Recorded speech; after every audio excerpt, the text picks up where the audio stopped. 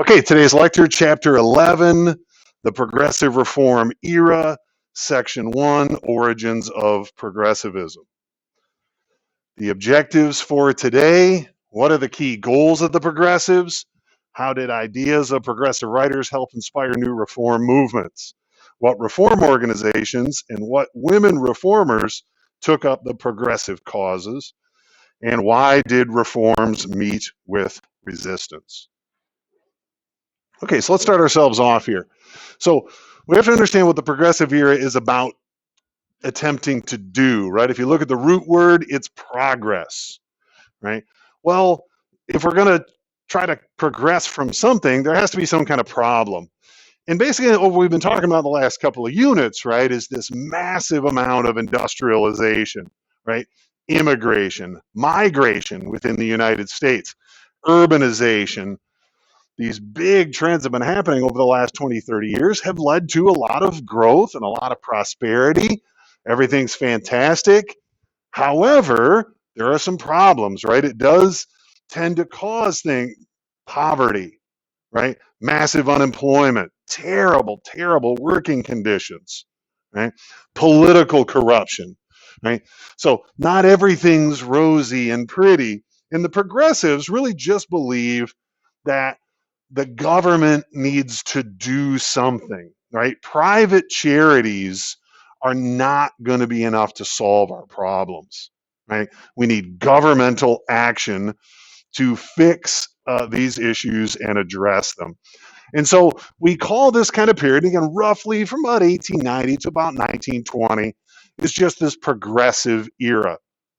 Now, progressives, it's not one movement, right? It's not like, yay, we're progressives, let's go. No, it's all different kinds of groups trying all different kinds of things.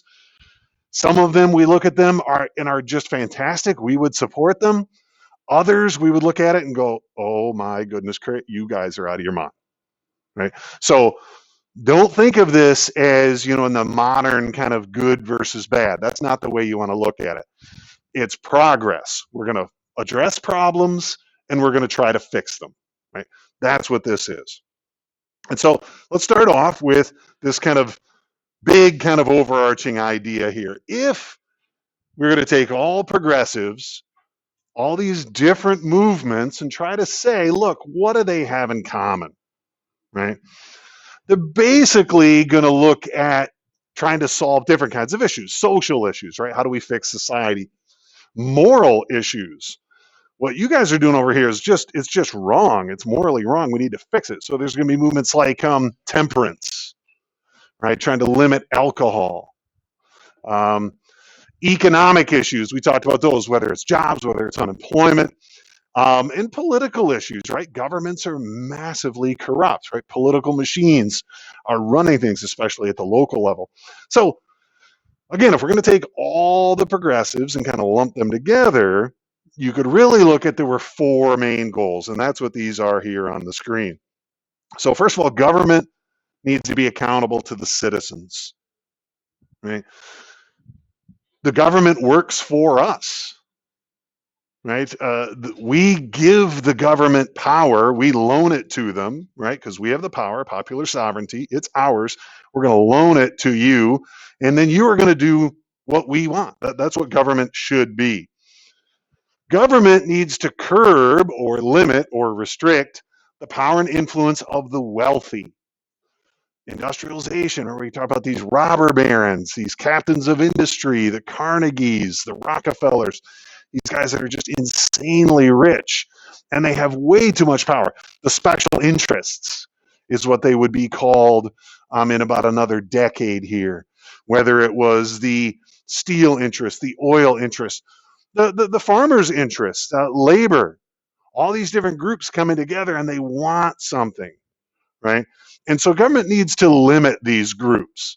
Government really should be about how can we help all America at least as much as possible.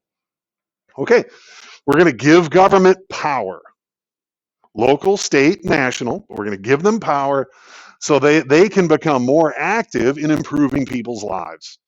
Because if that's what government's supposed to do, we're going to give them power so they can do it. Also, government's going to become more efficient. less corrupt, less wasteful, so it can do this job. Right? If we're going to give government power, they need to be exceedingly expert or have a lot of expertise. We're going to see a movement here in the early 20th century where we're really going to begin focusing on this idea of experts. You know, it used to be like, how did you get a job as a police commissioner? Well, you know, you were the mayor's brother-in-law and you got in the job and good to go. Well, now, well, maybe you need to know something about policing.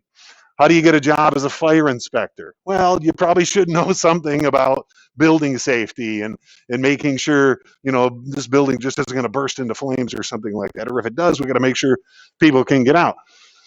This is this idea that was really popular in the late 19th century. It was something called the graft or the spoil system, where people in power would just give jobs to their buddies. They had a job, they had a payroll, they'd take bribes. It was not good. So we're going to fix all of that. Okay. Okay, so we're going to take a look at some of the writers and journalists that are going to be expanding on some of these, or in some cases, really igniting some of these kind of reform movements and reform ideas. And this is not an exhaustive list by any means. This is just a few of the real big ones here. I'm going to start off with Henry George, Progress and Poverty. And what he was really talking about, again, I just kind of briefly summarize, was he was looking at, look, so we have this big industrial society with a lot of wealth, and yet there's still a lot of poverty. So how can we have progress and poverty? What's going on? And so to him, it was about wasted resources, specifically the rich. So you got a rich person here with a bunch of money, then they just sit on it. They don't do anything with it. They just have billions in their bank accounts. Whereas if that money was spread out around society, the whole economy would grow. So whether it was wealth, whether it was land, whatever it was, he says, we got a lot of resources, we have a lot of energy, but we're just not using it. The wealthy are holding on to it, and that's not what we want to do. Edward Bellamy's book, Looking Backward. So this was done in the 1890s, and in his book, some guy is transported up to the year 2000, and then he looks back, hence the looking backward, and he's looking at kind of what did they do to fix the problems, because in 2000 it's a perfect utopia and everyone's great. But basically what he called for is, he said, look, the government took over all the big industries. Today you'd call that nationalism, but the government took over the steel industry, took over the oil industry, took over, you know, the whatever, any railroad industries, any industry that's vital for people to succeed and survive.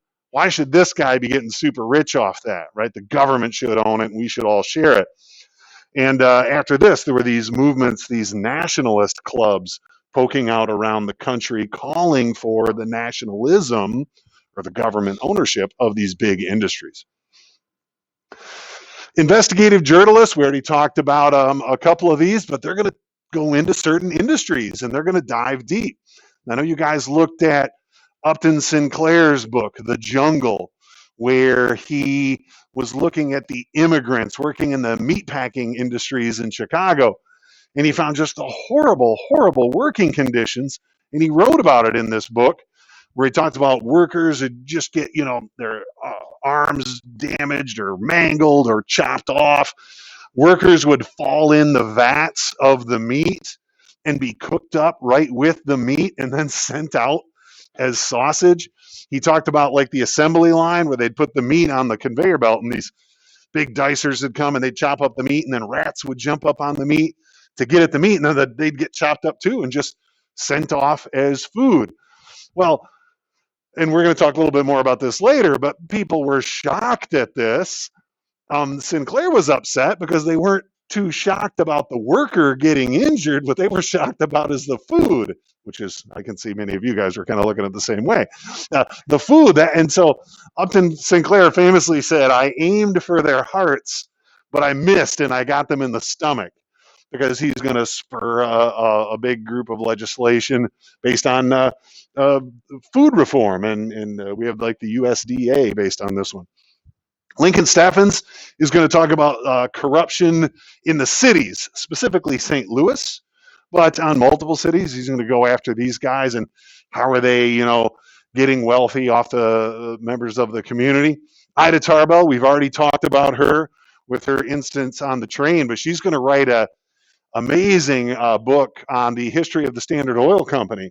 This was Rockefeller, and what did he do? Basically, putting other people out of business, the kind of shameful practices he did in order to get wealthy. Teddy Roosevelt likened these guys. They were called muckrakers, and so you think like you rake and you stir up the muck.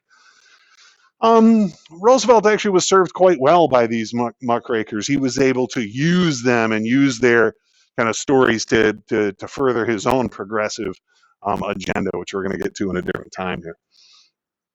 Okay, so these are the writers. Now let's take a look at some of the reform groups themselves. So we're going to start off with organized labor. So remember, labor, this is a union, right? Workers coming together to try to improve their lives, whether it's working conditions, whether it's pay, whether it's whatever. Now, employers didn't like unions, obviously. If you're a boss and your workers unionize, they want more money, they maybe want some health insurance, they want you to fix these machines. It costs money, so workers don't like it. The courts would often issue an injunction, and that's one of your vocab words for this section. All an injunction is a court order banning some particular activity, like a strike. In the civil rights movement, we would see courts saying that, no, you can't march this protest here or there. Unions continue to fight anyway, very often breaking these court injunctions. So there's the struggle between organized labor and the bosses. The next one here we want to look at are socialists. Socialism in the news quite a bit today, but we're going to see a big rise in socialism. Socialism isn't that different from Bellamy's idea of nationalism, but under socialism, it's the government's job to provide for the welfare of the citizens. And the government should own stuff that everybody gets to share. Now, whether some people are calling for, let's take over Standard Oil, let's take over the railroad industries, but just the idea of a public park is, to a certain extent, socialism, right? Anyway, so American socialists, in some parts of the world, there's these big rebellions and overthrowing the government and yada, yada, yada. In the United States, though, socialists decide to use the ballot box. They're going to vote, and they're going to vote for socialists because in America, people are power, right? Voting is power. And they hope that, again, not necessarily through revolution, but through voting, to sort of end this laissez-faire capitalism, this free market capitalism where you get to do whatever you want because I can make a sausage that's got a bunch of rat chunks in it, right? Government shouldn't stop me because if there's rat chunks in it, you guys find out about it, you don't buy my sausage, I go out of business, right? That's capitalism. They would argue is no, and progressives would argue is no. Government has a role to make sure that people are going to be safe, right? So we want to end this kind of free market capitalism and do more we can to distribute the wealth a bit more evenly, right? There's no reason why these people have to have tons and tons of money and you guys over here got basically nothing, right? Oh, I can do it. Okay, there's many women's groups. Obviously, this is, we're going to see the continuation of the suffrage movement.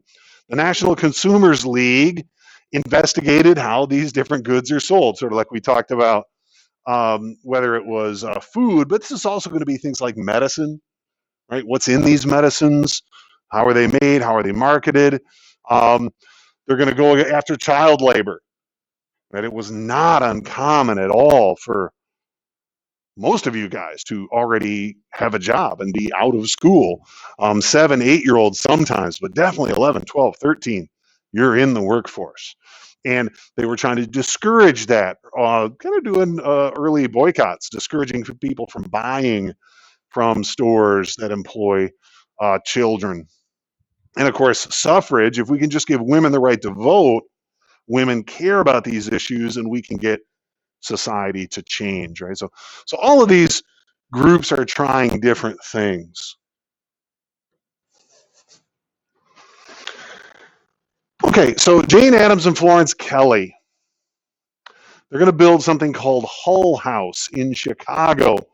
This was a place where immigrants, Chicago had a huge immigrant community, and immigrants could come here and get job training, language classes, get basic health care. She felt it was very important to help new immigrants. The term at the time was Americanize, but in effect become Americans as quickly as possible. And this isn't just going to help. This doesn't just happen by themselves, right? They're going to need some help to do this. She would open a kindergarten, right? So bring the kids in. They can get some, learn English. They can learn some stuff about American society, and you can work, right? So you can help feed your family. A nursery, so for little kids, you're not learning anything. English classes, these are for adults. Civic lessons, right? What's this American governmental system about? Remember, if I'm some peasant in the middle of Russia somewhere, my only idea of government was the czar, right? The king of Russia, basically. And he was 500 miles away anyway. So what's this American system about, right? This was this Americanization. And Florence Kelley and Jane Addams would fight child labor, right? Why are these little kids working, right? Long working conditions, especially for women, working conditions very often 12, 14, 16-hour days. The men are doing it too, but these ladies are focusing on women and the role of mother and how can they do that if they're working. Sweatshop conditions. So you're in this tiny little room, bunch of people making whatever it is, clothing, cigars. There were a lot of cigars being made in New York. So that's this idea of a sweatshop. So how do we fix these ideas? How do we fix these? Mother Jones, she's a great character here. Irish immigrant, business owner. Her the Great Chicago Fire of 1871, she lost her entire her house, her business. Yellow fever came through and killed all of her kids and her husband. I mean, she had a rough existence, and she was basically homeless. And then the Knights of Labor, this union, kind of helped her out, kind of got her a job, gave her some food, got her into some housing, and she just totally embraced the union and becomes this tireless advocate of organized labor. She would travel around the country, fighting for unions in general, and then specifically against child labor again. We see this again here. She would organize this march to DC with little kids, and they would have these signs, "We want time to play." So I mean, a great advocate for labor and children as well. Of course, some people didn't like this. When we talk about these reform movements, we're saying, here's what we're doing, but some people saying, whoa, this is not what we want. And some argued that, look, government is becoming too influential in the lives of people. Right? If we want, for example, if I'm a poor family, I need my kids to work so I can eat. And by the way, we're in a different world, right? Most of these people, they're new urbanites. They were farmers. And on the farm, everybody worked. Everybody. I mean, okay, not an infant, gaga, goo, goo. But when you're 5, the boys, you went off with dad. And you think about it, if you're going out with dad at 5, what can you really do? Well, go get me a hammer. You can do that. Go get me some water. You can do that. Sweep this up. You can do that. I mean, you can do stuff. So on the farm, everybody worked all the time. So when they moved to the cities, this was kind of the mindset. Well, of course you're going to work. And by the way, if you're not going to work, what else are you going to do? There's no school. There's no public education. So you're just going to sit around? No. So some poor families resented this. And this is what we mean by government, getting in people's lives. Right now, again, we're coming at it 100 years later. And for us, well, obviously, these kids shouldn't be working or something like that. And so progressive movement was often like middle-class whites, And they were just really accused of, look, you're not really caring about the poor here. Sure, kids can't work. Okay, great. But now what? Right? What else you want to do? Right? So this is some of the resistance here. And again, we're just kind of skimming the surface here. Okay. So again, we talked about the goals of the progressives, right? The big four goals. How did ideas of progressive writers inspire new reform movements? What reform organizations and what women reformers took up progressive causes? And why did progressive reformers meet with resistance? Okay, a couple of little questions here. Which of the following was one of the goals of progressives? Do your little multiple choice.